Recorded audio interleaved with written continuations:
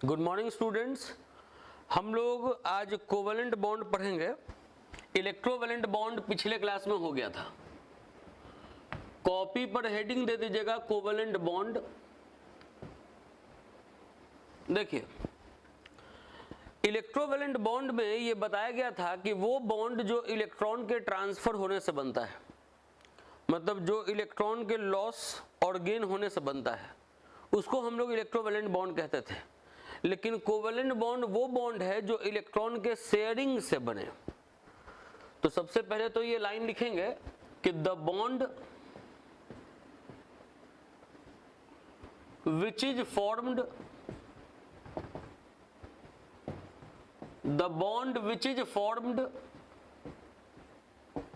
as a result of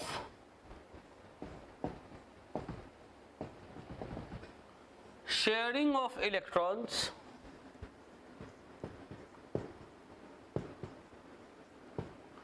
the bond which is formed as a result of sharing of electrons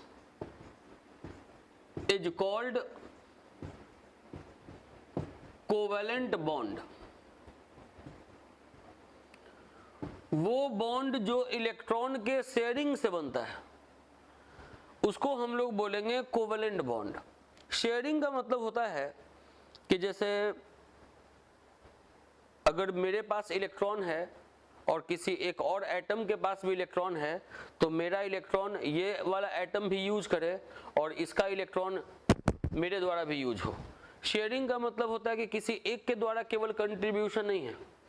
जैसे electrovalent bond में होता था कि एक एटम इलेक्ट्रॉन लॉस करता था तो दूसरा केवल गेन करता था, मतलब एक में इलेक्ट्रॉन देने का टेंडेंसी है और दूसरे में इलेक्ट्रॉन लेने का टेंडेंसी है। लेकिन शेयरिंग में ऐसा नहीं होगा। शेयरिंग में होगा कि इस एटम को भी इलेक्ट्रॉन का जरूरत है और जो दूसरा एटम है उसको भी इलेक्ट्रॉन का जरूरत है। दोनों में इलेक्ट्रॉन गेन करने का नेचर है, तब आपको कोवेलेंट बॉन्ड बनेगा। जैसे अगर देखें फॉर्मेशन ऑफ HCl,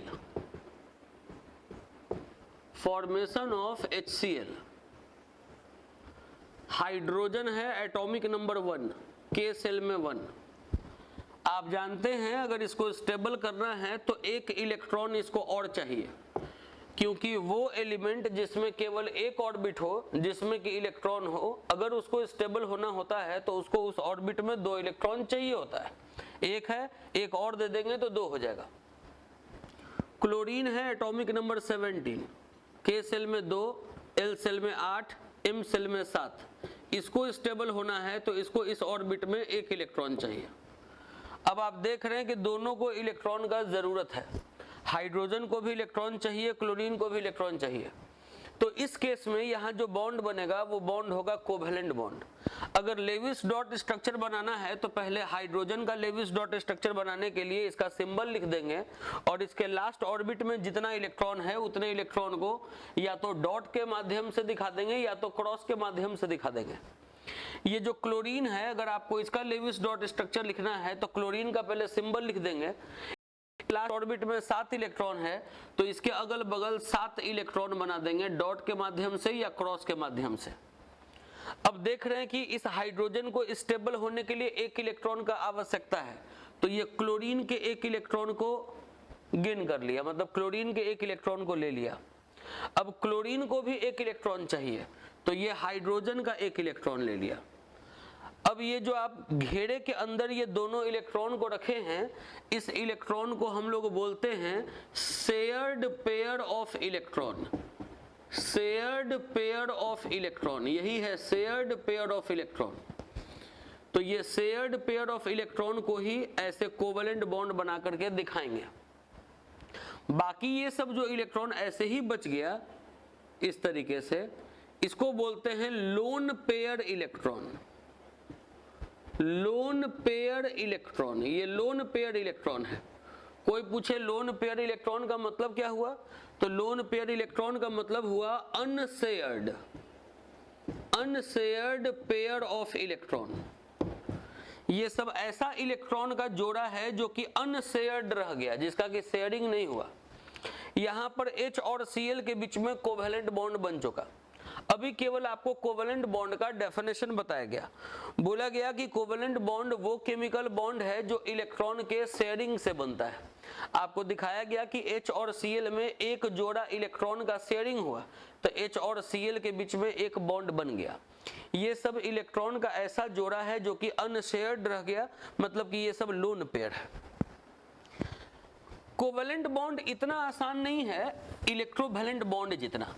जैसे इलेक्ट्रोवैलेंट बॉन्ड में हम लोग ये पढ़ लेते थे कि वो नॉन डायरेक्शनल नेचर का है, लेकिन कोवेलेंट बॉन्ड में दिक्कत बस इसलिए आता है क्योंकि कोवेलेंट बॉन्ड में आपको कुछ स्ट्रक्चर याद करना पड़ेगा। कोवेलेंट बॉन्ड में पहले तो एक लाइन लिखिएगा कि covalent bond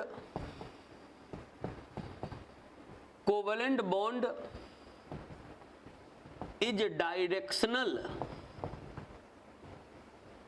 directional in nature.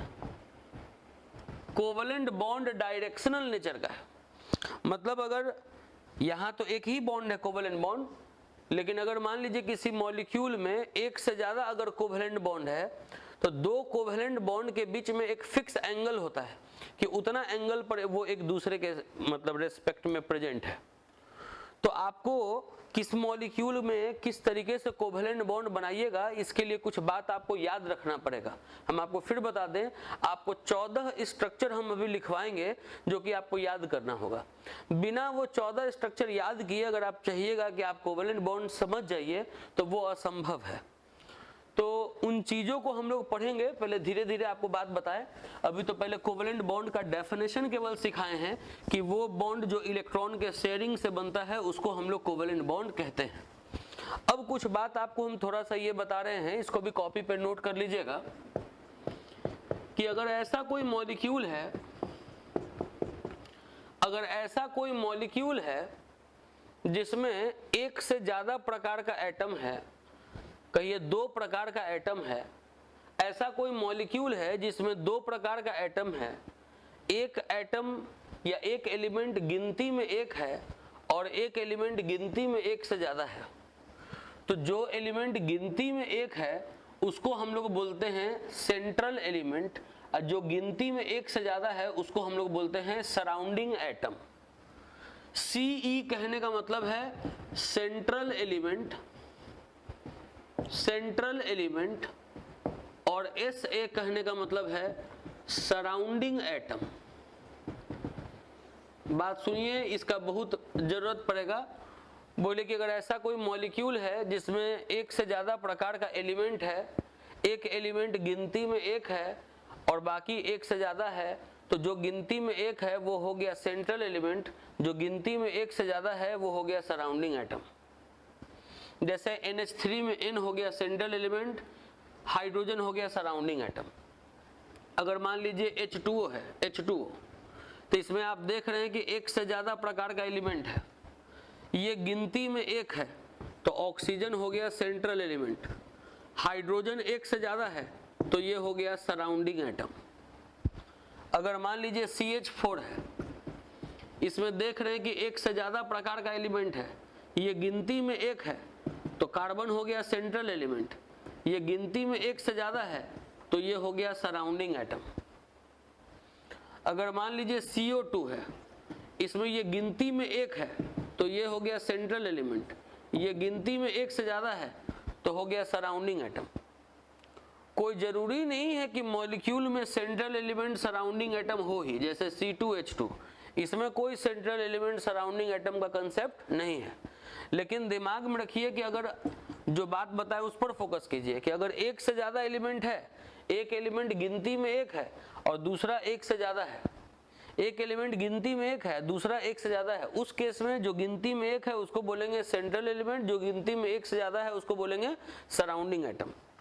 तो सबसे पहले सेंट्रल एलिमेंट को फोकस करते हुए ही हम कुछ आपको स्ट्रक्चर बताने जा रहे हैं, वो आप स्ट्रक्चर याद रखिएगा। शुरुआत में आपको बताएंगे 6 स्ट्रक्चर पहले स्टेप में, और फिर दूसरे स्टेप में फिर बताएंगे 8 स्ट्रक्चर। टोटल आपको 14 स्ट्रक्चर बताएंगे और वो 14 स्ट्रक्चर आपको याद रखना होगा। बिना उसके याद किए आप कोवेलेंट बॉन्ड पर पूरा पकड़ हासिल नहीं कर सकते हैं। तो सबसे पहले तो कॉपी पर हेडिंग दीजिएगा इतना लिखने के बाद कि geometry of molecule in which central element has no lone pair।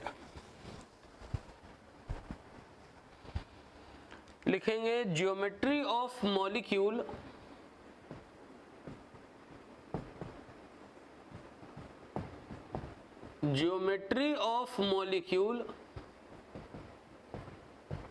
in which central element has no lone pair। ऐसे ही मॉलिक्यूल का ज्योमेट्री बताने जा रहे हैं जिसमें अगर कोई सेंट्रल एलिमेंट हो लेकिन उसके पास कोई लोन पेयर नहीं हो। सबसे पहले तो एक टेबल बनाएंगे। टेबल में जो पहला कॉलम होगा वो होगा मॉलिक्यूल का कॉलम। सबसे पहला कॉलम होगा मॉलिक्यूल। मॉलिक्यूल में लिखेंगे AB2। सबसे पहले ये जो हेडिंग देंगे geometry of molecule in which central element has no lone pair, इसमें एक कॉलम बनाएंगे। कॉलम में जो पहला कॉलम है उस पे हेडिंग दे देंगे मॉलिक्यूल। अब मॉलिक्यूल में पहला मॉलिक्यूल लिखेंगे AB2। AB2 के बाद लिखेंगे स्ट्रक्चर। AB2 के बाद लिखेंगे स्ट्रक्चर के। अगर ऐसा कोई मॉलिक्यूल है जिसमें दो प्रकार का एलिमेंट है, एक है गिनती में एक है गिनती में एक से ज्यादा, मतलब एक है सेंट्रल एलिमेंट, दो है सराउंडिंग एटम। अगर कभी भी ऐसा अगर मॉलिक्यूल रहेगा तो उसका ज्योमेट्री इस तरीके से होगा, स्ट्रक्चर इस तरीके से होगा कि सेंट्रल एलिमेंट होगा बीच में और सराउंडिंग एटम होगा इर्द गिर्द, इस तरीके से। मतलब कोई एलिमेंट अगर दो बॉन्ड बनाए हुए है, कोई एलिमेंट अगर दो बॉन्ड बनाए हुए हैं तो वो दो बॉन्ड इस तरीके से होगा। मतलब इस तरीके से, एक बॉन्ड ऐसे एक बॉन्ड ऐसे। ये नहीं कि आप ऐसे नहीं बना सकते हैं, दो बॉन्ड को 90 डिग्री पे नहीं बना सकते। जैसे मेरा कहने का मतलब है कि जैसे BeCl2 है, BeCl2, इसमें कोई चाहे कि बेरिलियम को ऐसे या क्लोरीन को ऐसे ऐसे लिख दे तो गलत हो जाएगा। बेरिलियम को ऐसे, क्लोरीन को ऐसे, क्लोरीन को ऐसे लिख दे तो ये गलत हो जाएगा। बेरिलियम को ऐसे, क्लोरीन को ऐसे, क्लोरीन को ऐसे लिख दें तो ये गलत हो जाएगा। ये तभी सही होगा जब बेरिलियम एक क्लोरीन इधर एक क्लोरीन इधर लिखा हुआ हो। ये ज्योमेट्री लिखा हुआ है। आपको इस तरीके से ज्योमेट्री एकदम माइंड में रखना है कि अगर कोई मॉलिक्यूल है इस प्रकार का AB2 टाइप का, जिसमें कोई एक एटम है और दो सराउंडिंग एटम है, मतलब एक एटम अगर दो बॉन्ड बनाए हुए है तो ये दो बॉन्ड को आपको इसी तरीके से दिखाना है। अब बॉन्ड तो इस तरीके से दिखा दिए। अगर मान लीजिए कि कोई पूछ दे कि इसका ज्योमेट्री क्या है, मतलब इसका शेप क्या है, तो इसके शेप को पढ़ेंगे लीनियर। ये लीनियर ज्योमेट्री हुआ, लीनियर ज्योमेट्री। अगर कोई बोले कि इसमें बॉन्ड एंगल कितना है, बॉन्ड और बॉन्ड के बीच में बॉन्ड एंगल, तो ये बॉन्ड एंगल होगा 180 डिग्री। ये याद रखना है। अगर एग्जाम्पल पूछे तो एग्जाम्पल हो गया BeCl2, एग्जाम्पल हो गया CO2। एग्जाम्पल पे हम काम करवाएंगे। अभी एग्जाम्पल के बारे में आपको केवल एक दो एग्जाम्पल याद रखना है। हम एग्जाम्पल पे जब काम करवाएंगे तब आपको एग्जाम्पल याद हो जाएगा। अभी आप केवल माइंड में रखें ये वाला बात, यहाँ से लेकर यहाँ तक का बात, कि अगर मॉलिक्यूल है AB2, मतलब कि सेंट्रल एलिमेंट एक है जिसके पास लोन पेयर नहीं है, अगर वो दो सराउंडिंग एटम से जुड़ा है तो उसका ज्योमेट्री कैसा होना है, तो उसका ज्योमेट्री लीनियर होना है। अब देखिए दूसरा नंबर AB3, कि कोई एक एटम तीन एटम से जुड़ा। अगर कोई एक एटम अगर तीन एटम से जुड़ेगा तो तीन एटम को आपको इसी अंदाज में लिखना होगा। अगर कोई एक एटम अगर तीन एटम से जुड़ेगा तो वो तीन एटम को आपको इसी अंदाज में लिखना होगा कि ये जो बॉन्ड है और ये जो बॉन्ड है, बॉन्ड और बॉन्ड के बीच में बॉन्ड एंगल कितना होगा, तो 120 डिग्री, 120 डिग्री। कैसे ये गोल एंगल होता है 360, तो ये इतना हो गया 180। उसी तरीके से अगर ये गोल 360 है तो ये हो गया 120, ये भी हो गया 120, ये भी हो गया 120। अगर इसको यहां से अगर ऐसे आउटलाइन ड्रॉ कर दिया जाए, अगर इसको ऐसे आउटलाइन ड्रॉ कर दिया जाए, ऐसे अगर आउटलाइन ड्रॉ कर दिया जाए तो इसको पढ़ते हैं ट्राइगोनल प्लेनर। इसको पढ़ते हैं ट्राइगोनल प्लेनर। ये ट्राइगोनल प्लेनर ज्योमेट्री हुआ। इसका एग्जाम्पल होगा BCl3, BF3, AlCl3, ये सब इसका एग्जाम्पल होगा। तो अभी 2 मॉलिक्यूल बताएं, अब तीसरे मॉलिक्यूल में आ रहे हैं।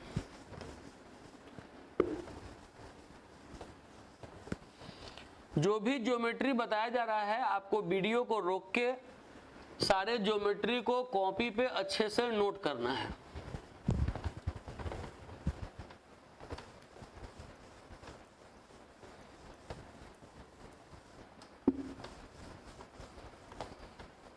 दो ज्योमेट्री अभी बताया गया, अभी 4 ज्योमेट्री पहले स्टेप में आपको और बताएंगे।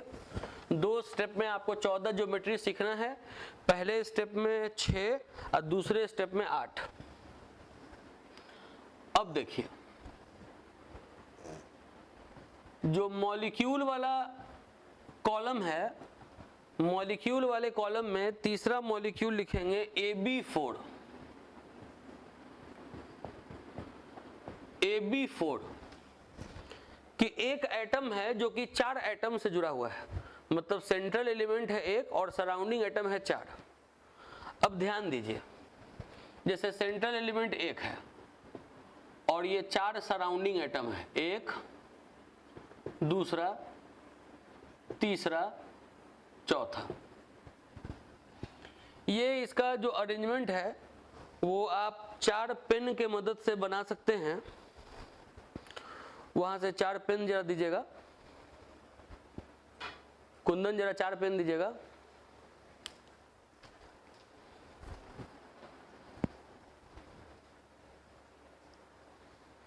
देखिए, 1, ये हुआ दूसरा, ये हुआ तीसरा आगे की तरफ, और ये हुआ चौथा। ध्यान से देखिएगा जो क्या बता रहे हैं। एक एटम ऐसे ऊपर, एक एटम ऐसे दूसरा, एक एटम ऐसे तीसरा, एक एटम ऐसे चौथा। ये 4 एटम इस तरीके से जुड़ेगा, लेकिन ये 4 इस तरीके से कॉपी पे बनाना संभव नहीं है। कॉपी पे ऐसे कैसे आगे की तरफ निकाल दीजिएगा, ऐसे आगे की तरफ कैसे निकाल दीजिएगा, इसको ऐसे पीछे की तरफ कैसे कर दीजिएगा। ये दिमाग में रखिए कि जितना ये बॉन्ड एंगल है उतना ही ये बॉन्ड एंगल है, उतना ही ये बॉन्ड एंगल है। लेकिन दिमाग में रखिए कि 4 एटम को अगर जोड़ना है तो 4 एटम इसी अंदाज में जुड़ेगा, जैसे कि आपको यहाँ पर डिजाइन दिख रहा है। एक ऐसे, ये दूसरा आगे, ये तीसरा फिर आगे, ये चौथा फिर ऐसे पीछे। अब देखिए, उसको कॉपी पे इस तरीके से बनाना है। पहले जो ट्राइगोनल प्लेनर वाला अरेंजमेंट है वैसे बना दीजिएगा जो सेकंड नंबर में बनाए हैं, और उसके बाद फिर इसको एक ऐसे आगे की तरफ दिखा दीजिएगा।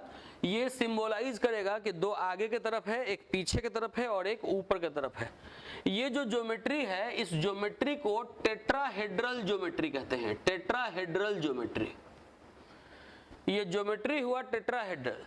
अगर आप चाहें इसको आउटलाइन ड्रॉ करना तो इस पॉइंट को पहले ऐसे मिलाएं, इस पॉइंट को पहले ऐसे मिलाएं, इस पॉइंट को पहले आप ऐसे मिलाएं, फिर इस पॉइंट को आप ऐसे मिलाएं। तो ये टेट्राहेड्रल ज्योमेट्री हुआ। इसमें अगर बॉन्ड एंगल देखना है तो ये जितना बॉन्ड एंगल है ये उतना ही बॉन्ड एंगल है, ये उतना ही बॉन्ड एंगल है, ये उतना ही बॉन्ड एंगल है। कॉपी पर ये फील नहीं होगा, लेकिन यहाँ पे हम फील करवाए थे कि जो भी बॉन्ड एंगल है वो सब इक्वल है। ये बॉन्ड और बॉन्ड के बीच में जो बॉन्ड एंगल है वो याद रखना होगा 109 डिग्री 28 मिनट। जी फिर से सुनिए, 109 डिग्री 28 मिनट। इसको मिनट पढ़ते हैं, दिमाग में रखेंगे कि 60 मिनट का 1 डिग्री होता है, तो 28 मिनट का लगभग आधा डिग्री होगा। तो इसको पढ़ सकते हैं 109.5 डिग्री। ये बॉन्ड एंगल हुआ। इसमें जो एग्जाम्पल होगा वो होगा CH4 कि एक कार्बन 4 हाइड्रोजन से जुड़ा हुआ है। तो दिमाग में रखेंगे कि अभी हम लोग 3 ज्योमेट्री पढ़े, एक पढ़े लीनियर, एक पर है ट्राइगोनल प्लेनर, एक पर है टेट्राहेड्रल। अब हम लोग चौथा पढ़ने जा रहे हैं AB5। AB5, अब हम लोग AB5 पढ़ने जा रहे हैं, मतलब एक एटम 5-5 एटम से जुड़ा हुआ है। तो दिमाग में रखिए कि अगर एक एटम को अगर 5-5 एटम से जोड़ना है तो पहले 3 एटम को ऐसे रखना है, ट्राइगोनल प्लेनर। इसको अगर हम यहां से यहां मिलाएं इस तरीके से, इसको अगर हम यहां से यहां मिलाएं इस तरीके से, इसको अगर हम यहां से यहां मिलाएं इस तरीके से, तो ये एक प्लेन पर, जैसे ये एक प्लेन है तो इस पर ये एक बॉन्ड एक बॉन्ड एक बॉन्ड ऐसे आ जाएगा, ट्राइगोनल प्लेनर। इस अंदाज में इस प्लेन पर, जैसे अगर ये एक बॉन्ड हो, ये ऐसे दूसरा बॉन्ड हो, ये ऐसे तीसरा बॉन्ड हो, तो वो इस प्लेन पे आ जाएगा ऐसे। इसको बनाना ऐसे पड़ रहा है क्योंकि ऐसे कैसे बना दीजिएगा, लाइन ऐसे आगे कैसे खींच देंगे। तो ये इस तरीके से है, लेकिन बनाए हैं आपको समझाने के लिए, इस तरीके से है, इस तरीके से ये ट्राइगोनल। अब चौथा बॉन्ड ऊपर, इसके ऊपर ऐसे, और पांचवा बॉन्ड इसके ऐसे नीचे, चौथा बॉन्ड ऊपर, ये पांचवा बॉन्ड नीचे। दिमाग में रखें कि ये ज्योमेट्री है। अगर 5 बॉन्ड है, 5 bond, 1 bond 2 bond 3 bond 4 bond 5 bond, ये जो इस प्लेन पर है, इस प्लेन पर ये गोल एंगल 3 पार्ट में बटा है, तो 120 डिग्री हुआ बॉन्ड एंगल। प्लेन के ऊपर 90 डिग्री, प्लेन के नीचे 90 डिग्री, तो बॉन्ड एंगल यहाँ पे होगा 120 डिग्री और 90 डिग्री। और इस ज्योमेट्री को पढ़ेंगे trigonal bipyramidal. Trigonal bipyramidal, bipyramidal को मिटा के नीचे लिख दे रहे हैं, ट्राइगोनल बाईपिरामिडल। इसका ये ज्योमेट्री हो गया, बॉन्ड एंगल हो गया 120 डिग्री 90 डिग्री। एग्जाम्पल हो गया PCl5। तो ये हम लोग 4 ज्योमेट्री पर है, 2 बॉन्ड वाला, 3 बॉन्ड वाला, 4 बॉन्ड वाला और 5 बॉन्ड वाला। 2 ज्योमेट्री आपको अभी और बताने जा रहे हैं, 6 बॉन्ड वाला और 7 बॉन्ड वाला।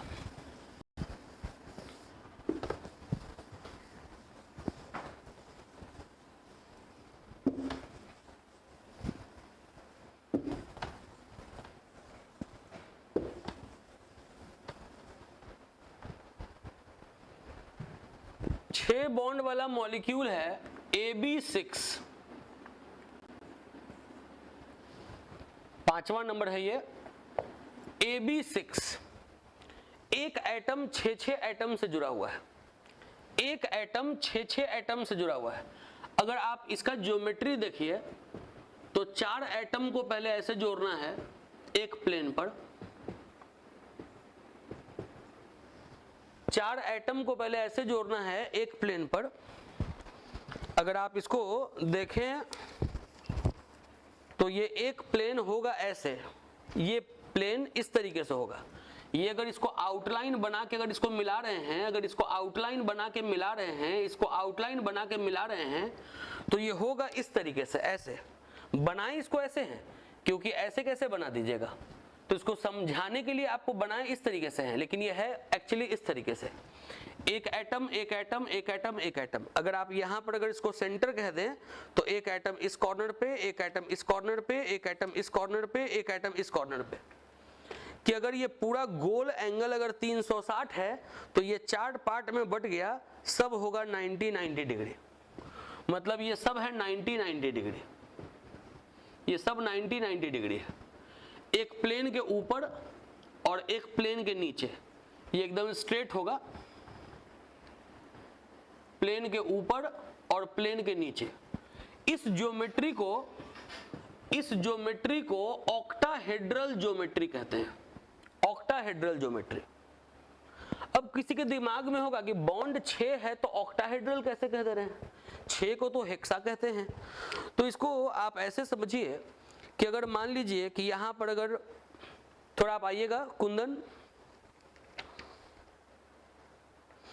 अगर मान लीजिए इसको ऐसे पकड़िए, अगर कोई एटम यहां है और ये 4 एटम से जुड़ा हुआ है, 1 2 3 4, बताए थे कि 4 कॉर्नर पे 4 एटम, एक ऊपर और एक नीचे।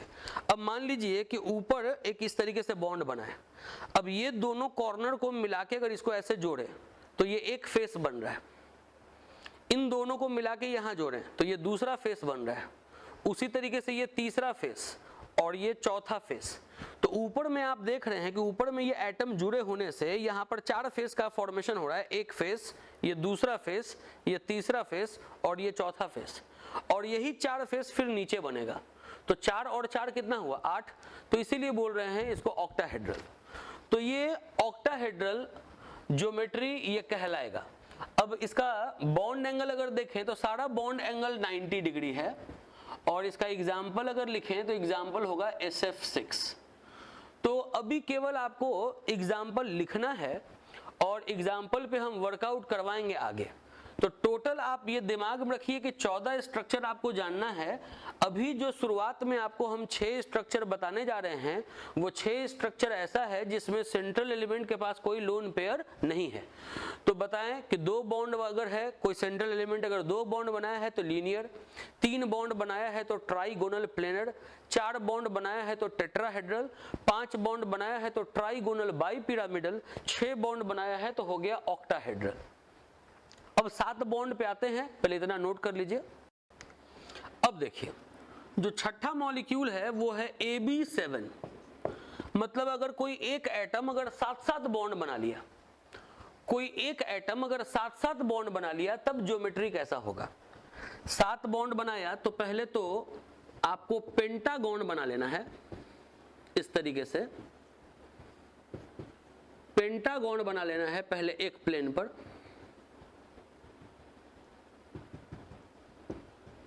कैसे ये बनाते थे ये 4, ये एक प्लेन पर, ऐसे एक प्लेन पे, वैसे ही पेंटागॉन होगा ऐसे एक प्लेन पर, इस तरीके से कि जो भी ये बॉन्ड एंगल है सब 72 degree 72 degree 72 degree 72 degree 72 degree 72 degree कि पूरा जोड़ दे तो 360 हो जाए। उसके बाद एक प्लेन के ऊपर 90 डिग्री, एक प्लेन के नीचे 90 डिग्री, मतलब बॉन्ड एंगल इसमें आपको 72 डिग्री और 90 डिग्री वाला देखने को मिलेगा। इसको ज्योमेट्री को बोलेंगे पेंटागोनल, पेंटागोनल बाइपिरामिडल, और इसका एग्जाम्पल लिखेंगे IF7। तो अभी तो आपको जो ज्योमेट्री सिखाए, जितना भी जो ज्योमेट्री सिखाए कि 2 बॉन्ड वाले को लीनियर बोल दिए, 3 बॉन्ड वाले को ट्राइगोनल प्लेनर बोल दिए, 4 बॉन्ड वाले को टेट्राहेड्रल बोल दिए, 5 बॉन्ड वाले को ट्राइगोनल बाइपिरामिडल बोल दिए, 6 बॉन्ड वाले को ऑक्टाहेड्रल बोल दिए, और 7 बॉन्ड वाले को पेंटागोनल बाइपिरामिडल बोल दिए। तो ये पहले इतना तो दिमाग में रखना होगा कि हाँ कि किस मॉलिक्यूल का ज्योमेट्री क्या है। बिना ये सब याद रखे अगर आप चाहिएगा कि कोवेलेंट बॉन्ड आपको समझ में आ जाए तो वो असंभव है। पहले आपको कोवेलेंट बॉन्ड समझने के पहले ये सारा चीज आपको याद रखना पड़ेगा। तभी तो 6 स्ट्रक्चर बताए, 8 स्ट्रक्चर अभी और बताएंगे। अभी हम लोग उस कैटेगरी को पढ़ रहे हैं, ऐसे मॉलिक्यूल को पढ़ रहे हैं जिसमें सेंट्रल एलिमेंट के पास कोई लोन पेयर नहीं था। अब हेडिंग देना है कॉपी पे, geometry of molecules, geometry of molecules in which central element has lone pair। अब हम लोग ऐसे मॉलिक्यूल का ज्योमेट्री पढ़ने जा रहे हैं जिसमें सेंट्रल एलिमेंट के पास लोन पेयर हो। Geometry of molecules in which central element has lone pair. इस कैटेगरी में हम लोग 8 ज्योमेट्री पढ़ेंगे, 8 ज्योमेट्री। अभी हम लोग 6 ज्योमेट्री पढ़े, बोले कि 8 और 6 14 ज्योमेट्री याद रखना है। इसमें जो पहला ज्योमेट्री आपको पढ़ना है वो पढ़ना है AB2L, ऐसे मॉलिक्यूल का। मॉलिक्यूल वाले कॉलम में लिखेंगे AB2L, AB2L। B2 कहने का मतलब है कि यहां पर ऐसा मॉलिक्यूल हम लोग पढ़ रहे हैं जिसमें बॉन्ड पेयर है 2, मतलब जिसमें 2 बॉन्ड है, ऐसा मॉलिक्यूल जिसमें 2 बॉन्ड पेयर है, 2 बॉन्ड है। एक L कहने का मतलब कि लोन पेयर कितना है, तो लोन पेयर है 1, बॉन्ड पेयर है 2, लोन पेयर है 1। तो अब बताइए टोटल पेयर कितना हुआ, तो टोटल पेयर हो गया 3। बोले कि हम लोग ऐसे मॉलिक्यूल के बारे में पढ़ रहे हैं जिसमें 2 बॉन्ड पेयर है, 1 लोन पेयर है, तो टोटल पेयर कितना हो गया, तो टोटल पेयर हो गया 3। अब 3 पेयर का फॉर्मेट हम लोग पहले पढ़ चुके हैं। 3 पेयर का फॉर्मेट पढ़े हैं कि सेंट्रल एलिमेंट, ये सराउंडिंग एटम, ये सराउंडिंग एटम, ये सराउंडिंग एटम, ये हम लोग पढ़े हैं 3 पेयर का फॉर्मेट। 3 पेयर में ट्राइगोनल प्लेनर होता है फॉर्मेट, तो ट्राइगोनल प्लेनर पहले फॉर्मेट बना देना है। उसके बाद बॉन्ड 2 है, लोन पेयर 1 है, तो जहां पे हम बॉन्ड बना रहे हैं आपको वहीं पर बॉन्ड बनाना है, और जहां पे हम लोन पेयर बना रहे हैं आपको वहीं पर लोन पेयर बनाना है। ये याद रखना है, कहीं पे बॉन्ड कहीं पे लोन पेयर नहीं बना सकते। हम बनाए यहाँ पे बॉन्ड, यहाँ पे बॉन्ड, यहाँ पे लोन पेयर, तो आपको भी यहीं पे बॉन्ड, यहीं पे बॉन्ड, यहीं पे लोन पेयर बनाना है। ये याद रखना है, यही तो याद रखना है कि कहाँ पे बॉन्ड कहाँ पे लोन पेयर। उसके बाद फिर क्या है कि बॉन्ड वाले को ऐसे दिखाना है, जहां पे बॉन्ड बनाए हैं उसको जैसे बनाए हैं वैसे दिखाना है। फिर ये जो लोन पेयर वाला है, लोन पेयर वाले को ऐसे दिखाना है, एक खाली ऑर्बिटल बनाना है और उसमें ऐसे इलेक्ट्रॉन दिखा देना है, एक ऐसे ऑर्बिटल बना के और उसमें इलेक्ट्रॉन दिखा देना है। जहां पे भी लोन पेयर है रहेगा उसको ऐसे ही दिखाएंगे। बात फिर से सुनिए, इसमें कैटेगरी में थोड़ा सा चेंजिंग आ रहा है पिछले वाले पैटर्न से। जैसे AB2L है तो ये क्लियर है कि बॉन्ड कितना, तो 2, लोन पेयर कितना, तो 1, टोटल पेयर कितना, तो 3। 3 पेयर का फॉर्मेट कैसा होता है, तो ट्राइगोनल प्लेनर। 3 पेयर का फॉर्मेट होता है ट्राइगोनल प्लेनर। ये दिमाग में रखना है कि 2 बॉन्ड है तो बॉन्ड कहां पे, लोन पेयर कहां पे। लोन पेयर को इस अंदाज में दिखाना है, ऑर्बिटल बना के उसमें इलेक्ट्रॉन दिखा देना है। अब कभी भी जब ज्योमेट्री बोलेंगे तो ज्योमेट्री बोलने समय इसको नहीं देखेंगे, ये बनाएंगे लेकिन इसको देखेंगे नहीं ज्योमेट्री बोलने समय। तो ये कैसा दिख रहा है, तो इसको बोलते हैं बेंट शेप। इसको क्या बोलते हैं, बेंट शेप। जी, इसको बेंट शेप कहते हैं, ये मुड़ा हुआ शेप। अगर ये सीधा है, अगर इसको इस तरीके से घुमा दे, बेंट कर दे, तो इसको बोलेंगे बेंट शेप। किसी किसी बुक में इसको भी शेप भी लिखेगा तो वो भी सही है, किसी किसी बुक में इसको एंगुलर शेप भी लिखेगा, वो भी सही है। और एग्जाम्पल अभी आपको लिख दे रहे हैं SO2, एग्जाम्पल में लिख दे रहे हैं अभी आपको SO2, लेकिन ये कैसे हुआ, ये एग्जाम्पल पे भी हम कोई काम नहीं करवा रहे हैं।